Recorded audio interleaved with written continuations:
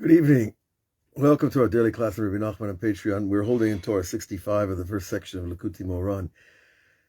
And this Torah is going to take us to some places we probably haven't thought about before. Last night we learned that when you close your eyes really tight, it's a reaction to pain on the surface level. But on a metaphysical level, it's the way to see deep into the future or into the distance to the purpose of creation. And when we see the purpose of creation, then guess what? Our pain is removed because we understand that everything really is good and for the good. And that is the purpose of creation. God wants to reveal that to us, but he wants us to have the chance to find it ourselves. And our war with God is really with ourselves, that we don't like the things that happen to us. They hurt. We experience loss and suffering, abandonment, pain of all levels and every field of life. And yet we're expected by the highest definitions of monotheistic theology to accept and believe that it's all from God and it's all good. That's not such a tall order, is it? Of course, it is a tall order, and it's supposed to be. But it's an order that we can achieve in our lifetime. And tonight he's going to talk further about this. And in the context, keep in mind the idea of the oneness that we declare in Shema Israel 3-4 times a day, and also the duplicity or the multiplicity, depends on who's counting, right? And that friction between the idea of the oneness and the idea of the multiplicity. Okay. So we're going to begin in the middle of the long third paragraph, and he says, "Kizeh anu ro'im b'chush." We see with our senses, "Keshadam rotzeh listakel davar shehu rachok mimenu."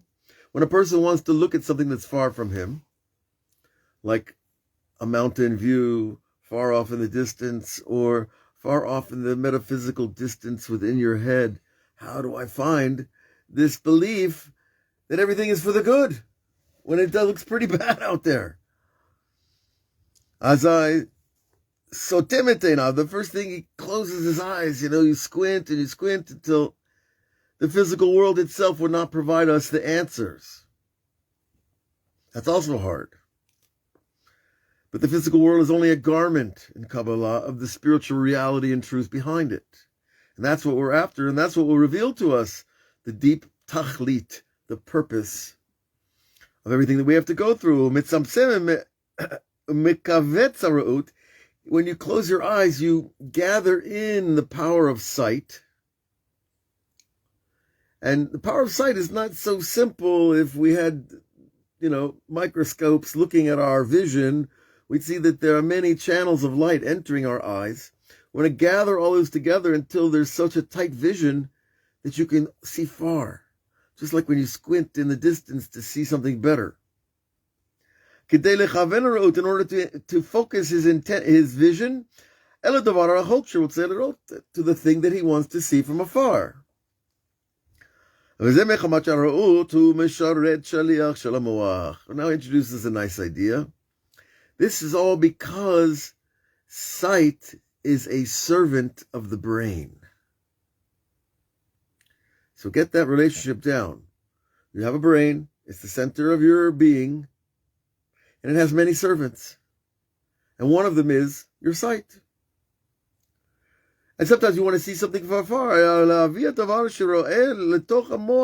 And so the sight, his job is to go out and far away, or close for that matter, take a picture of the thing, bring it back inside your brain, into the inner mirror of the retina, and turn it around, turn it upside down, which it really was upside down, turn it right side up, and see it, and identify it. And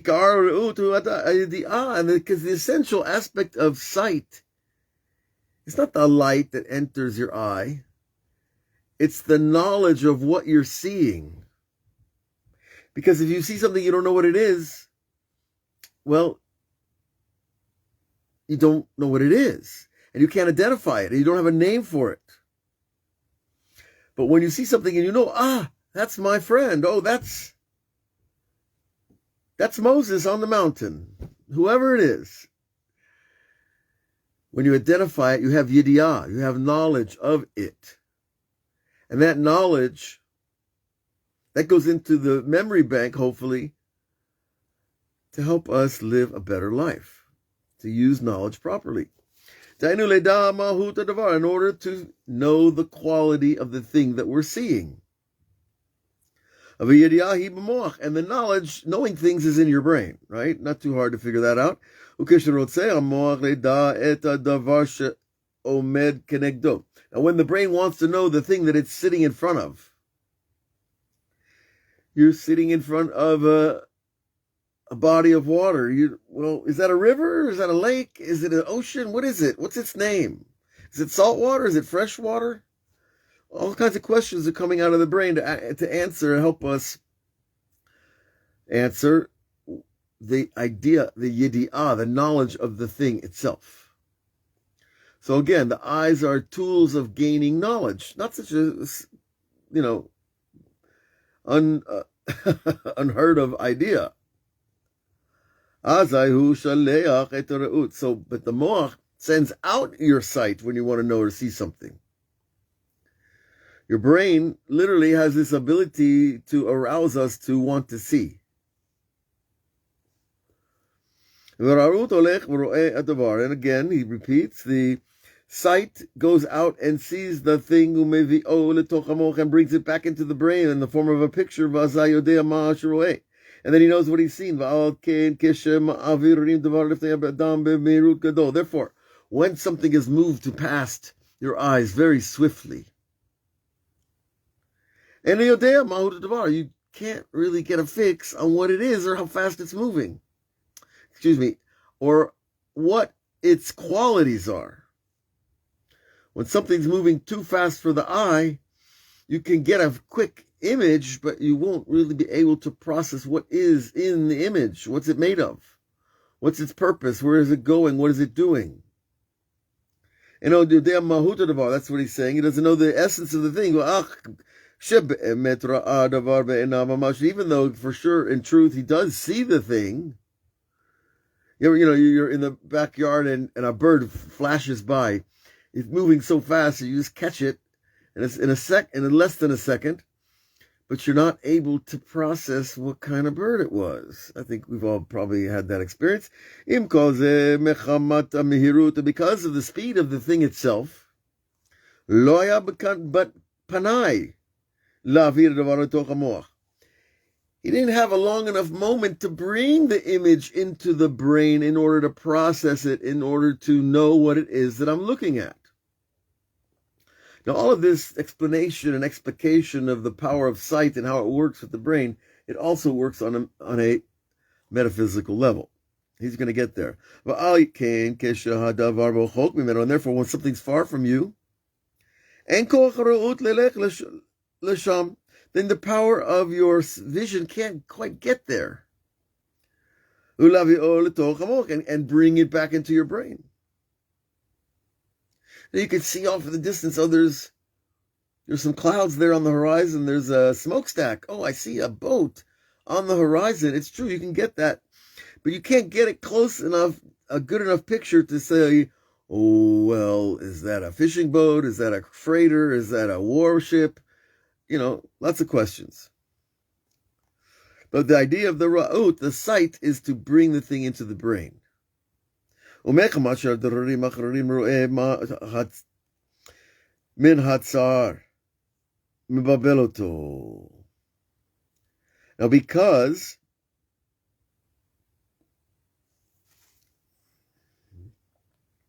the things around what you're trying to see are actually interfering with your sight. Because when you're looking at something this way, your vision plane is still spreading out what they call in Hebrew the Sadeh Re'iyah, the field of vision. It's spreading out, and it's bringing in all kinds of information around you, but they're not the ikar of what it is that you want to know. And so those little pieces of information are actually confusing and helping to make seeing the essence of the thing we're trying to see more difficult. Now, when we're trying to see that everything is good, well, all that noise and all that side vision, all that visual static is going to impede our ability to see that it's all good, it's all one, and it's all righteous.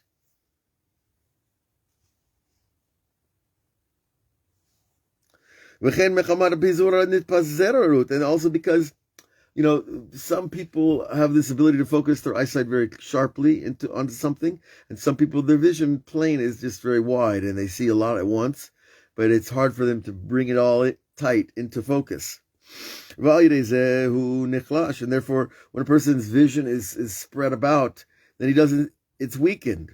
And then he doesn't have the power in his sight to bring the thing into his brain properly. So, this is an interesting thing, because if you don't see well, then it's going to affect your other senses. If you don't see well, you might have a problem hearing and identifying what you hear and with the vision of what you see. God forbid, but a blind person, if he's standing in the forest with a friend and a fox runs by and a friend says, "Oh, look at the fox," he's not going to know what to look at. He's not going to see anything. But only if he was sighted before he lost his sight and he knew what a fox looked like would he be able to even relate to the image of the name. Because we're dealing with images and names all the time. And if he's not able to bring the thing into his brain to process it and understand it, it's lost. Therefore, a person needs to close his eyes and to constrict his vision plane and to intend it to focus on the thing that he wants to see, in order that other things don't confuse him. In order to strengthen his power of sight. And it won't be vague and fuzzy. Probably that's not the classic translation of kalush. But I think you get what I mean. When our sight is not sharp and not clear. And then a person, though, when his mind is clear and he's not getting all this interference, then he will be able to see better at a distance. So too physically, so too metaphysically. And so too, when a person wants to gaze upon the purpose, and on that idea we just mentioned of everything is good, and he wants to focus his mind on that idea, because it's an idea, it's up here, it's not necessarily our inner reality yet. And the idea that it's all one and it's all good. And the person needs to close his eyes. And to gaze upon and contemplate the purpose. The tachlit.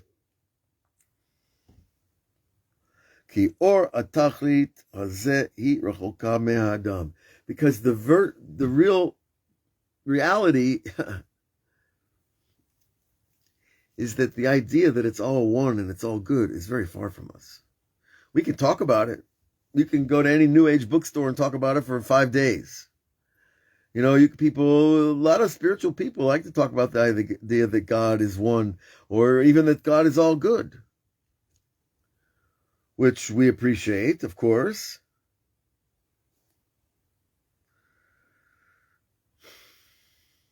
But it's still an idea in the mind, and we want to integrate it into the heart.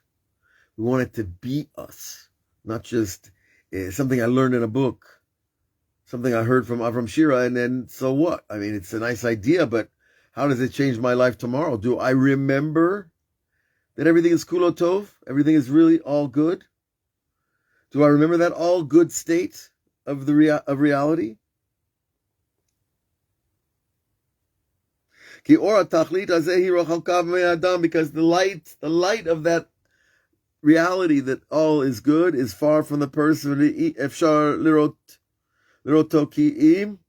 it's impossible for us to see it unless we close our eyes. What does that mean, to close our eyes? Not simply the physical closing, to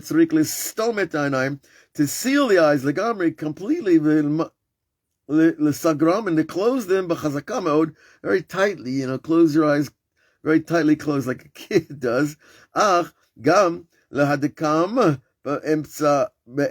even to press them closed more with the fingers, even more. What is that going to help us?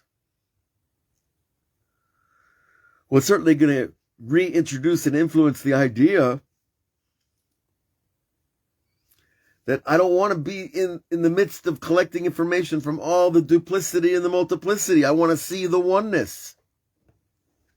And that's a special type of vision.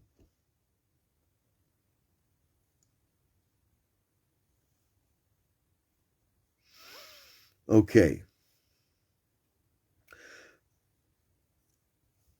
Ki or atachlit hu rachoka me'adam. We repeat it again, that the light of the purpose, which is that everything is good, and to believe and live that idea, is far from us. And it's only possible to see it with our eyes sealed. And to again repeat the idea of closing and sealing the eyes. And to push the eyes closed, making sure, in order and to close them completely. So all this pushing and sealing and closing of the eyes is only that we could get to the purpose of seeing that it really is one. It's not a nice little church dogma, God forbid, nor is it a rabbinical one. It is a reality that we need to discover. And therefore, the first thing and the most important mitzvah of all the Torah, I think, maybe, is declaring that God is one. Shema Yisrael, Hashem Elokeinu, Hashem Echad. To keep that idea alive in the minds of humanity. And a person needs to seal his eyes and close them from all the vanity of this world. And to hide his eyes and to seal them, close them, to not look at all the desires and lusts and possessions and things that you might want in this world. That's what the Rebbe is telling us to close our eyes to. He's not telling us to close our eyes to our responsibilities. When you sign a marriage contract, it's like a real contract, and it's not just with you and the car dealer, right? This is with the big car dealer upstairs. So, we have this relationship and this responsibility, but it's hard to remember. And we know that our das can be taken away from us. Our knowledge and awareness can be taken away from us, and we'll forget that, wait a minute, didn't Rebbe Nachman say it's all good, it's all one? Isn't that our purpose, to reveal that, discover that? And that it removes pain?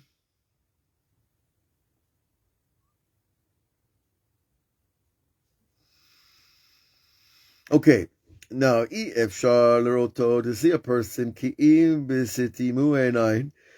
with his eyes closed. Again, he repeats it, to close the eyes completely,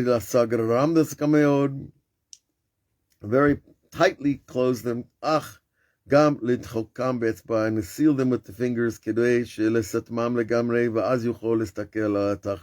and then we can really look at the purpose. Again, right, from this world of vanity, over and over he's repeating it because he knows how hard it is. And he knows that we're sitting here reading it 210 years later or so, that the chances are we're going to say goodnight and close the book and carry on with our lives. And maybe we'll remember later that I'm, not sure about the world anymore. Or maybe tomorrow we'll need the reminder. Enough to look at anything of this world, the desires, the lusts of this world. Then you can achieve this goal of the light of the purpose. The light of the purpose is the oneness. Because nothing's going to get in your way from seeing the truth. Because your truth is your goal, not the next Mercedes. And then the sufferings will be canceled from that spiritual vision. Because the essential cause of our suffering is that we're far from the purpose. It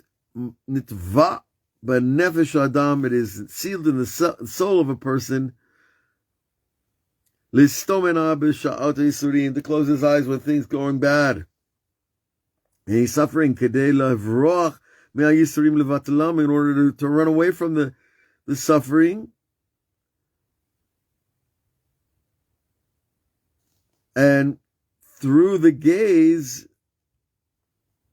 they are guided back to the tachlit, the purpose. Shu kulotov, which is all good. So he's trying to give us a real practical direction here to take with how to put this teaching into practice. שההסתכלות הזאת אי אפשר ביום על ידי סתימת העיניים. We have to close our eyes in this world more often than we realize. ואף שהאדם אינו יודע כלום, even if a person knows nothing, מה הוא עושה, that which he is doing, אף על פי כן, הנפש יודע הכל. The soul knows everything in stored. ועל כן,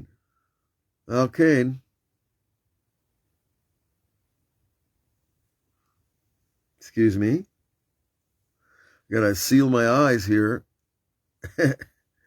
ועל כן, מוטבע לסתום העיניים בשעת הייסורים. It is our natural bodily impulse to close our eyes at the oncoming of some negative thing, some punishment, some act of weather, whatever it might be, that is coming at us. Well, our first impulse is to close the eyes, put up defense.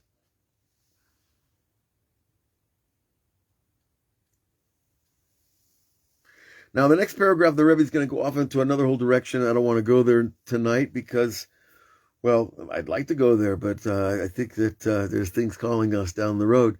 So we're going to look for you again tomorrow in our daily class, and please share these ideas and make them part of you. It's not just enough to learn from a book. You have to make them part of it. You really think, wow, it's all one. It's okay. I can get through this.